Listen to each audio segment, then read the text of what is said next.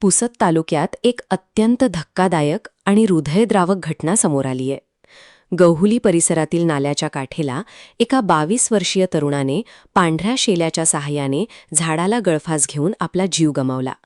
ही घटना आज दिनांक 28 एप्रिल 2026 रोजी दुपारी उघडकीस आली आणि संपूर्ण परिसरात एकच खळबळ उडाली आहे. मृत तरुणाचे नाव करण गोरखनाथ पवार, वय 22 वर्षे. तो देवठाणा तांडा, तालुका पुसद येथील रहिवासी होता. इटावा वॉर्ड परिसरात त्याचे स्वतःचे कटिंग सलून चालवत होता. आज तो आपल्या चुलत बहिणीच्या लग्नाची पत्रिका वाटण्यासाठी गहुली परिसरात गेला होता. परंतु पत्रिका वाटण्याऐवजी त्याने नाल्याच्या काठेला एका झाडाला गळफास घेतला.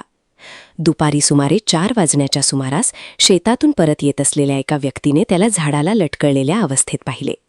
त्या व्यक्तीने तात्काळ गहुली पोलीस पाटलांना कळवले.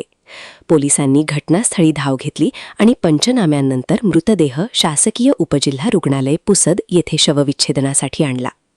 सर्वात मोठा धक्का म्हणजे करण याचे मित्रपरिवार अजूनही विश्वास ठेवायला तयार नाहीत. एक मित्र सांगतोय, करण आत्महत्या करणाराच नव्हता. तो असा कधीच करू शकत नव्हता.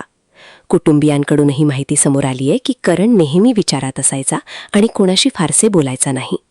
पोलिसांनी सांगितले की मृतदेहावर काही जखमा आढळल्या आहेत, पण त्या झाडाच्या किंवा पडण्यामुळे असू शकतात.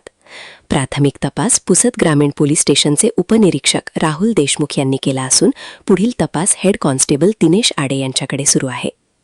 आता प्रश्न उपस्थित होत आहे, नेमके काय घडले? करण विचारात का होता? काही वेगळे कारण होते का? हे सर्व उघड होईल ते संपूर्ण तपासानंतर. तुम्हाला या प्रकरणाबाबत काय वाटते? कमेंट्समध्ये नक्की सांगा.